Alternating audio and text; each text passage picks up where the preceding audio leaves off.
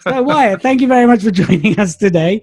I really wanted to grab you and interview you because I really feel that you're someone that's faced mental health issues, as have I. But I Yeah, feel that you've kind of like tackled them front on. You've turned into something very, very positive by the challenges you've taken on, cycling 2,000 miles and then actually producing a #1 rock hit, which we'll yeah. come to later. So for those of you who don't know your legacy and don't know who you are, for those watching live and those going to watch on the video, because I'm going to put this on the Summit page, tell us a little bit who you are, what you do, because I know you're a legend. I know you're a rock star, but other people might not know that. Do you want to share a little bit about yourself? Wow. How do how do I live up to that build up?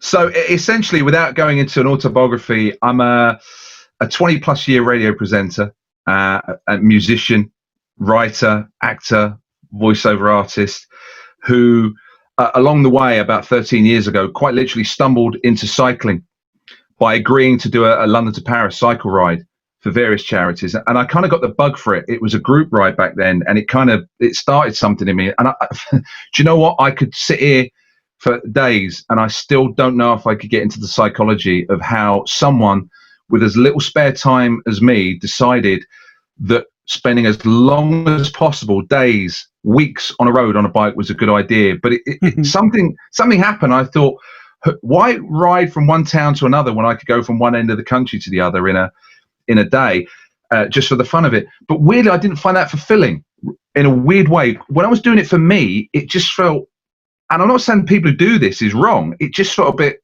well, it's only for me. What's the point? Hollow. It became, yeah, exactly it. It became a thing when I thought I was doing it for others, groups of people, a few people, and then a big thing, like these big charity-driven things, which became, in the last 5 years, because I've done 3 big ones in 5 years, they quite literally became national campaigns because I did them through my work, which meant by default they became national radio campaigns, which were represented with videos on the air, in magazines, in written publications. So, and they just got bigger and bigger, and it was like there was no set target. They just got more ridiculous. 2015, it was overnight from London to Wales. Yeah. Which was something like 190 miles in 20 hours. That raised, the target then was £5,000, and these were all for mental health charities, these ones.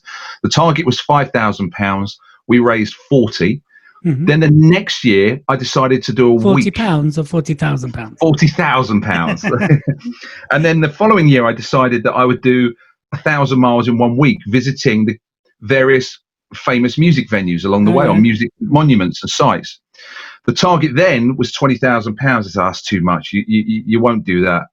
And I was like, watch me. And that raised £72,000. And then there was a big gap, and then I ran the London Marathon, which is a completely different story for a mental health charity. I mean, I do half marathons, as you know. They're tough enough. I do one of them.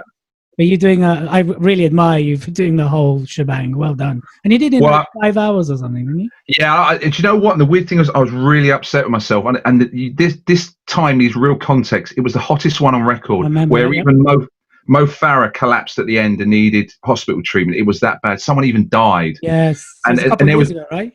Yeah, 2018. And I remember one of the most startling images was for me, and what you don't see. And I'm going off on a tangent. I'll get back on track in a second. And shall I let you go on this tangent? Would you let your rock star interviews go? I would actually, yeah. What you don't see on the TV with the marathon is you don't see, and I'm not joking, you don't see all the people that are collapsed. You don't see that. And we're not just talking 1 or 2.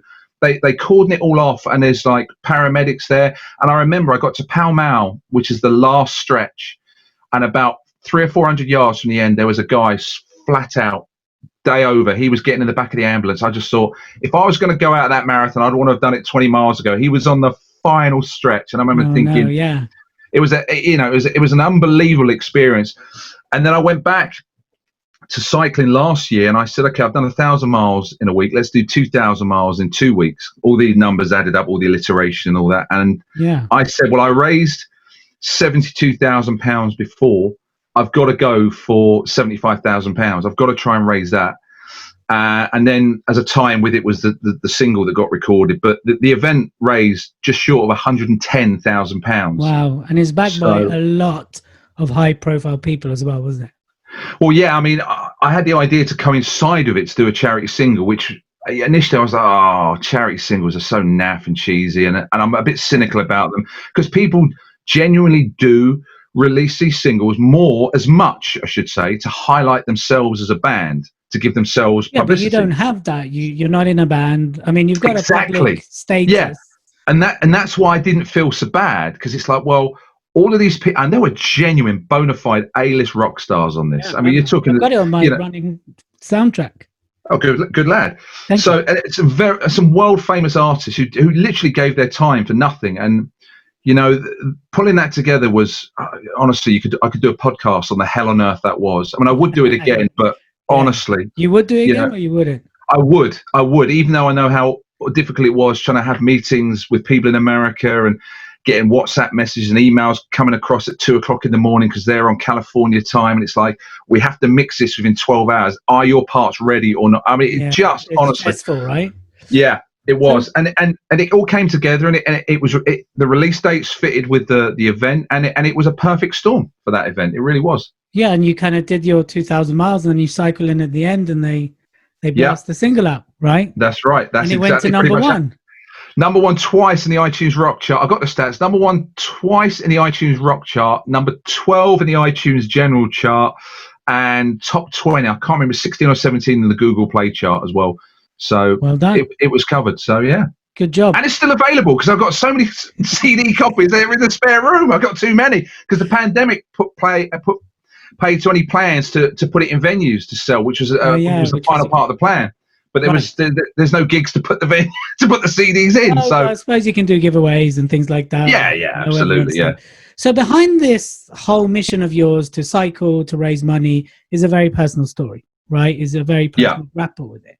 Do you want to tell us a little bit about kind of your own relationship with mental health?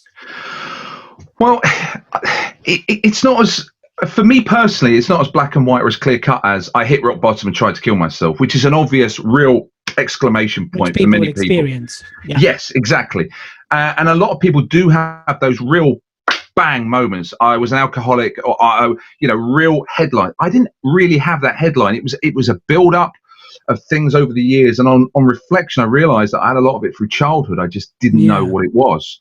Those feelings of anger, anxiety, why am I feeling like this? Why can't I get this feeling out? Or why do I feel so doomy and gloomy? And not just because I'm a moody teenager, because a lot of it, you literally put it down to being a moody kid. And I guess in that, you would remember. Well, I was a moody kid too, right? Yeah. And I think a lot of that in the 70s and the 80s and even the 90s, I think before understanding, a lot of it was put down to hormones of a different kind. You could say a lot of it is hormonal because of the chemical imbalances, but a lot of it was just put down to being a kid of a certain age. And I think as adulthood came into my life, and 10 or 20 bad decisions later and lifestyle changes, and you realize things are really wrong, and you've made some errors of judgment and some bad decisions, and before you know it, you're in a position that you don't want to be in or didn't think you would be in, and you're not sure how you got there, or maybe you do know how you got it. You've got no idea how you got out or how you can get out, and before you know it, everything's closing in on you. You've got no answers to the questions that need answering. My financial situation hit the floor. My materialistic possessions, which I know people can say, well, they're materialistic possessions, but in some ways they're symbolic of who you are and what you have. And when you look around at a particular period in my life, and I had next to nothing anymore, all these things play into your mental health going through the floor. And I, at various stages, I just thought there's really no point being here. I don't need to be here. I don't want to be here. And I can remember a particular time when I was living on my own. I used to, when I had a day off from no work, no parental commitments, I used to just want to take sleeping tablets so I could sleep the day away, because I had no purpose, nothing to do. I didn't want to kill myself, but I didn't care if I died, which, I mean, I've written about that before. And when I did the first big bike ride in 2015, I kind of shared that story just to see if it was relatable. I wasn't trying to be brave. I just thought maybe it will strike a chord with one or two people. And I really didn't realize how many people it struck a chord with, because at that point, I thought it was the headline stories that everyone had. I tried to kill myself. I had a gambling addiction. That's it. I got divorced. My wife or husband took everything, and now I've got nothing. I want to die. And it wasn't. There was no there was so many people, and still are, who had that kind of the life effect, the trickling of various strands coming together to create this big black cloud, which consumes so many even now. Yeah. And because my own experience with it, I suffered from depression a few years ago, like 9 months of it, where you've got this utter darkness around you. I mean, Ariella was just born, my daughter, and it's really hard because people are like, oh, just focus on the light, or just gotta, but you can't see the light. You can't quite work out. There's not like people are like, oh, it's just your brain playing tricks on you. Well, maybe it is, but at the time you can't see through that. It's very hard to kind of comprehend what you're going through. And that's, sorry, go on. No, go on. I was going to say, and that's let's shatter that myth right now. The whole it's your brain playing tricks on you. It's not, because that's your reality at that point. Right, exactly. And that is exactly how you feel. So that is reality. It's not an illusion, because it's your reality. It may be an illusion to others. It's the trick to them. Yes. It's a trick to them because they see something different, but it's your reality.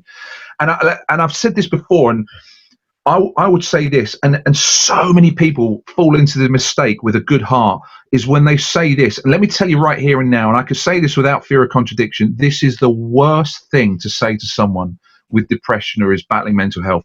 Think of all the good things in your life, and then they'll pinpoint someone, usually a spouse or a son or daughter, or they'll personalize it so it becomes someone important in your life. And from their side, they're trying to trigger it. Yeah. This is how the person who's suffering sees it. It's the biggest unintentional guilt trip there is, because you feel like an even bigger failure, because all it does is magnify how you feel, and you go, oh, I feel terrible, and now I'm letting these people down, and I'm a failure to them. And what they're actually doing, even though they don't mean to, is they're making you feel worse by telling you to think of others and trying to register the effect that you have on others. And I can promise you that people in the darkest of days and in their own personal hell will not see that as a positive sign. It will make them worse. It really will. The reason I just looked and smiled is because Larry in America, who stayed with us when we went to visit you, sent me a message to say, hey, I'm listening to you guys. It's so true. And it's like, it's almost like the last thing you need to tell someone, let's say, that's put on weight, is they've put on weight, right? Yeah. So the last thing you need to do with someone's actually really grappling with this is make them feel even guiltier. I remember every day I'd look at Ariella's eyes and I'd feel really bad because I felt I wasn't living up to the standard as a dad. Could I be the dad she wanted? Could I deliver? So the last thing you need to do here is, oh, just do it for Ariella, right? Because you're already feeling inadequate. Yeah, exactly. Not good enough. And you're already, for me, I know when it kicks off, I have terrible loud voices in my head that they're already telling me stuff. So I don't need, like you say, someone to point out, and they mean well, right? But to point out probably the biggest pain point that you're already feeling crappy about, to make it worse. And it is well intended. So I'm glad you addressed that. Yeah, I mean, I had it all the time. My youngest son, Tommy, people remind me of him. And when I thought of him, it was just, I mean, oh God, it was hell on earth for me, thinking about how bad I felt. And then, like you say, you feel like a failure. You feel like a failure, and you think, well, I'm a failure. He can do better, And then you start. And the worst thing is where you go, well, if I wasn't here, this is where the suicidal thoughts kind of creep in. If I wasn't here, they'd miss me for a bit. That's another one. But they'd be all right in the end. Then when you start convincing yourself of that, you are in serious trouble. Yeah. Because it's one thing to convince yourself they're better off without you. It's another thing to bring yourself back from that and say, well, maybe they won't be better off without me. But as soon as you go into that part where they'll be upset for a bit, but they'll get over it, and then they can have a better life without me. That is when it really is time to either very dangerous. Take some kind of action. I wouldn't say pull yourself together, because you can't. That's too dismissive. It's time to try your best to do something, because you're in seriously dark territory then, for sure. Yeah. So what kind of did you do to get yourself out of it? I mean, also because I think with you've got the added pressure of being a fairly public person, right? You there's over 1 million listeners to your show, right? You're quite, in your space, you're very well known, because you're in the rock space, you're not, not in the pop space, which is slightly different. So did that add more pressure to kind of your condition? And also, what did you do to kind of pull yourself out there? So was it committing to cycling that kind of gave you a different focus? I know there's committing to something gave me a purpose. And it was the old Robin Williams thing that I hope this was an accurate quote. You know what the internet's like, attributing quotes to anyone and everyone. But Yeah. the quote, I'm paraphrasing it. I like to make people smile because I don't want anyone to feel like I feel. Do you know what I mean? So it was that. I've got the wording wrong, but it was essentially he knew how bad he felt, and he didn't want anyone to feel like that. So he spent as much of his life as he could trying to make other people feel good. And I kind of relate to that a lot because for me personally, without purpose or a purpose that I can see and feel, I without stating the obvious, I'm purposeless, and it's just a real downward mental decline. So if I'm doing something like, in this case, these big events, there is an endpoint and a something to focus on. I'm aware of the after. There's the come down. I've got to deal with that in a different way. And I wish I could say there's a set formula. I wish I could say, well, I've got to D, and once I've done D, I've got to figure out how A and B will equal C to get me to D in all directions. For me, I try and be as self-aware as possible. I don't always know my trigger points, and I don't think many people do, because as well as you think you're doing, as well as you think you've got the bases covered, I, like a lot of others, can be triggered by something really mundane. It could be something like, I really wanted to pay my electricity bill on the phone today, but I couldn't get through, or my card had expired. It could be something like that, and it's a trigger. It's almost like I've been thrown off track. My plans have fallen by the wayside. Yeah, it's like that, but it will always be something trivial. It won't be, I was just about to move house and I got gazumped or something like that. It will be something. Yeah, you bang your head and you're like, no, everything's got it. Yeah, it's exactly it.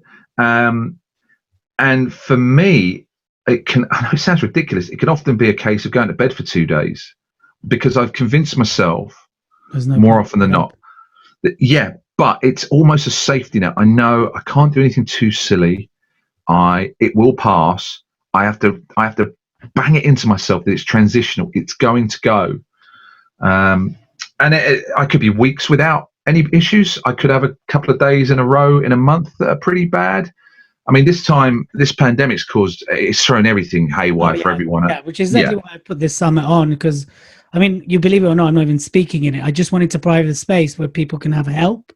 That's why I did that. And I think the pandemic has obviously magnified it for a lot of people. While they had their escapes, their getaways, now it's confinement. It's in front of you. There's nowhere to go.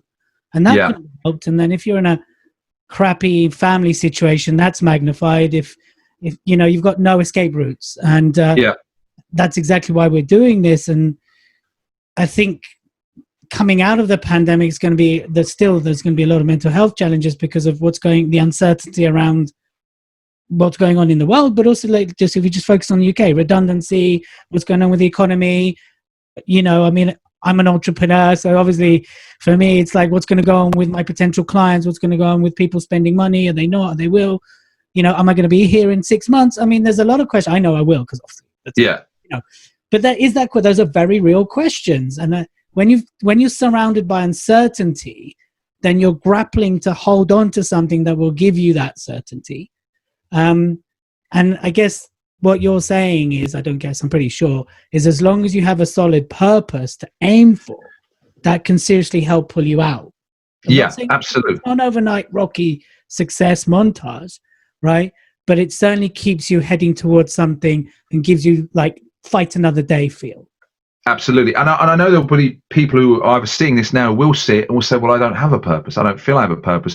And that plays into what I'm saying as well. And what I've said before, there is no template. There is no one fix solution. Now, my personal one is based on a real element of, dare I say, blind faith. I'm not religious as such, but it's this steadfast belief that if not tomorrow, I have to believe that at some point it will be better. And I have to hold on to that, even when all I want to do is sleep or disappear, cut myself off, not be near anyone. I have to believe that I'm doing that because the better day will come.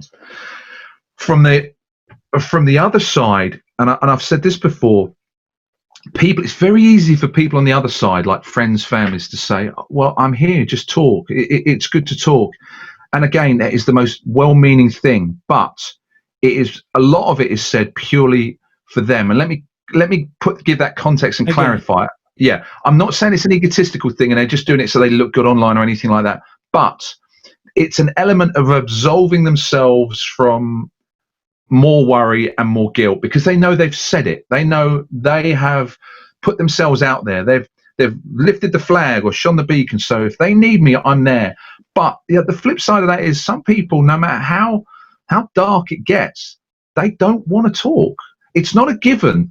There's a little misconception that if people say you can talk, it means they will talk. And in all honesty, part of the darkness is I know you're there. I just don't want you to know, and I don't want you to know about it because there's elements of shame, embarrassment. Sometimes, in my case, I just don't want to tell you. I just cannot be bothered to explain it because people's natural wonderings, natural wanting to understand, natural nosiness means they want to question you. They want to know the background, and sometimes, as you know, you just don't want to talk.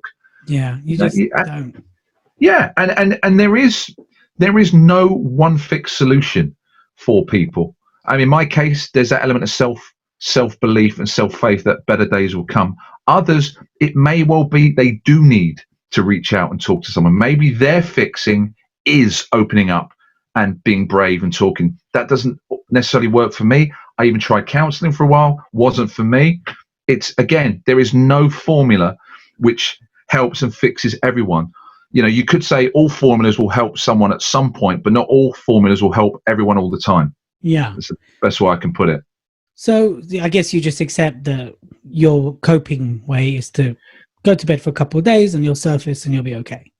Pretty much, except you're powerless at that point, and then ride through the storm. That's my personal coping mechanism. I'm not going to sit here and say, give it a go, it'll work for you, and then someone feels worse the next day. I know there'll be some people who can relate to that and probably have the same kind of synopsis and same kind of actions as me, and for others, it's probably the opposite. It might make them worse. But that's your way of dealing with it. That's my way of getting through it. And so far, despite all the dark days, which I do still have, I'm still here. So must be doing something slightly right. Yeah. Yes, it's very good that you're still here. So for those out there right now, what would you say to someone who's grappling with it? I mean, I know it's just your opinion. It's just your point of view. Yeah. But what would you say someone watching this? Obviously, it's going to go on the Summit page. You know, what would you say to someone right now that's grappling, fighting, experiencing mental health challenges?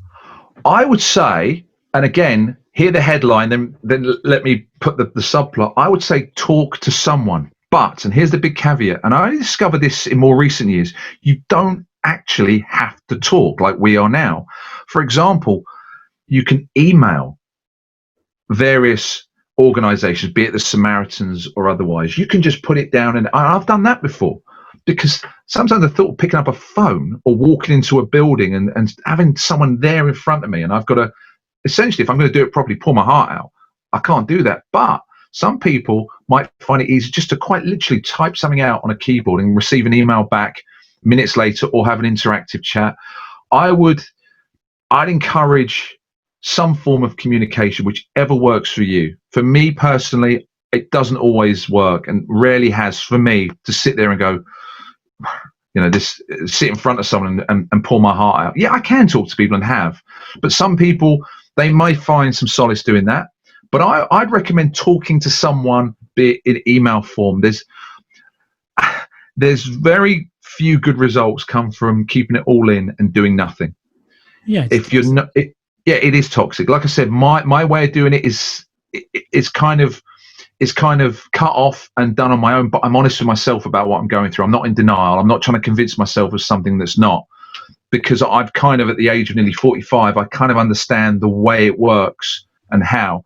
But if there are people who aren't sure of their circumstances, or it's all very overpowering and scary, ideally, in a perfect world, you can speak to someone, literally talk to someone. You can phone someone up or go in another room or go to someone's house and say, Mum, Dad, or whoever it is, and talk to them about it.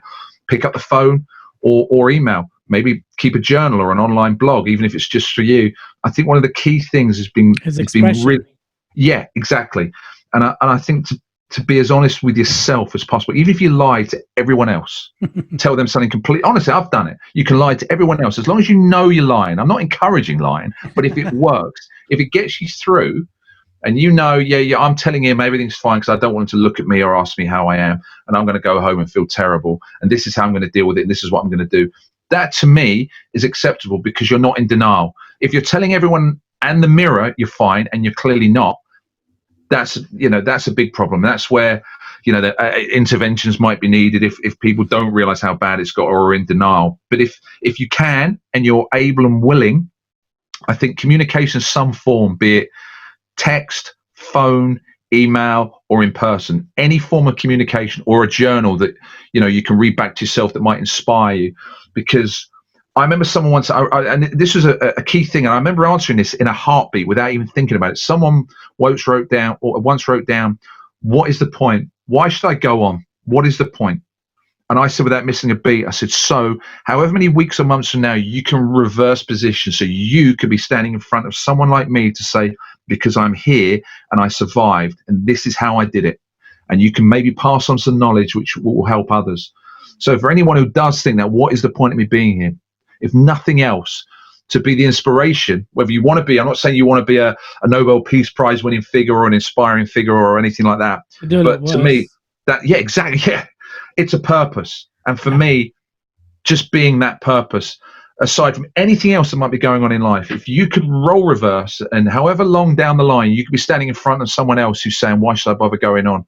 If you could turn around and say, because I was there, and this is how you can survive. And let me tell you how from experience, and do it in the right way, and not be sanctimonious or, judgmental. And that for me is, again, it's a purpose worth trying to aspire to ultimately. So in a way, what you're saying to those who go, I don't have a purpose, you're saying the purpose is to get through this so you can share how you got through it. You might not feel like you have a purpose. It might not seem like you do. But, I mean, listen, bookshelves, real books, Waterstones are littered. The shelves are littered with books of survival stories of things like this. And they are there to serve as an information tool, a purpose. I mean, there's loads of them. We've read them. We've probably met some people that have been the subjects of similar books or heard them speak, and a lot of them would agree. It's like, I was on the end of a gun, or I was going to shoot myself, or I was on the edge of the bridge, and here I am today standing in front of you. So if you're feeling like you want to jump, let me tell you my story, and maybe you can relate to it, and maybe you can then down the line be standing with someone on the bridge talking them off of it. It's a purpose without knowing it's a purpose, if that makes sense. And I think it's very important to acknowledge that. It's like, even if you don't know your purpose is to come through this. Your purpose is to eventually inspire, right? And I think that's a really great takeaway for someone who's struggling right now and going, oh, I don't have a purpose. Everything's going wrong in my life. I can't pay my bill. Well, your purpose is to come through that. That's the beginning of your purpose. Then you can be a Gandhi or a, Martin Luther King or whatever you want to be, or a Branson, whatever inspires you. But the first part of your purpose is to get through that. And I think that's very tangible, very practical for someone that's kind of going through that. It's not like way up there. Look, think of that day you're going to stand at Wembley and inspire those people. That's very far removed from someone that's but someone going, I can hang on. I can hang on just to tell the story how I got through it. And I think that's brilliant. Yeah, I'd also recommend a mantra as such, and I'm not talking about all these mindless inspirational quotes that everyone puts online, more often not just to get likes and make themselves look popular. And I may sound I may sound cynical, but you know the ones, and they're pretty empty and hollow. But I think when you can find one that's tangible and relatable to you, you don't have to advertise it anyway. You can hold on to it. So, for example, for me, mine is a line from a song. And I knew when I heard it that the singer, who's become a friend of mine over the years, was suffering from depression.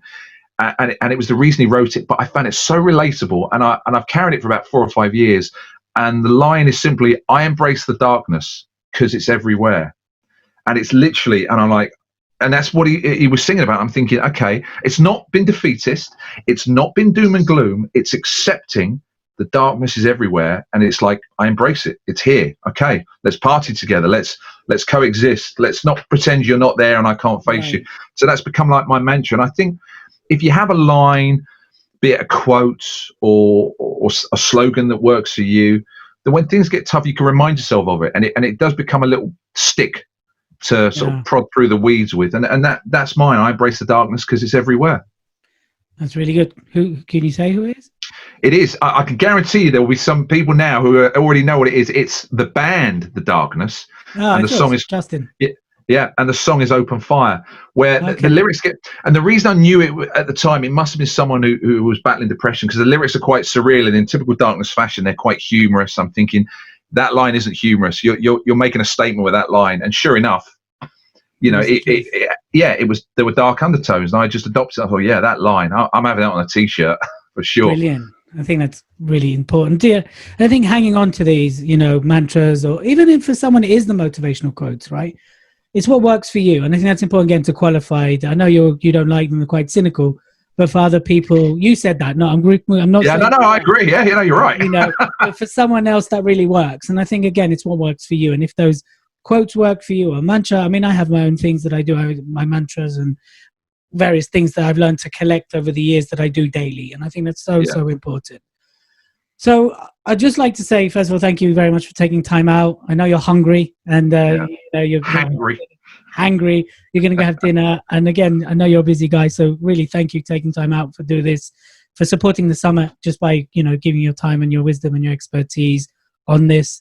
And then, is there any way people can find out more about you? I don't know. I mean, it's pretty easy. You're a public guy, but is there anything in terms of the mental health side that people can kind of get enrolled? Or well, listen, one of the big things, it's not a big thing, it's become more of a thing, is that in my radio work that I talk to people with mental health issues, and I have openly said, and I said it at Christmas, and it's an open offer, that if anyone's struggling, they can DM me, they can find me, and people do, they can email me, and if I can't help or tell them my experience, I will promise to forward them on or give them contacts of services that might be able to help.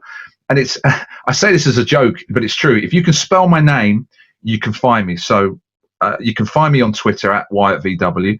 Wyatt@planetrock.com is my email address. And there's a website. If you stick me in Google, the website comes up. Like I said, if you can spell my name, you'll find me. There's only one of me. And you can always go through me, because I can't exactly find you. So yeah, we've got a bit of history together.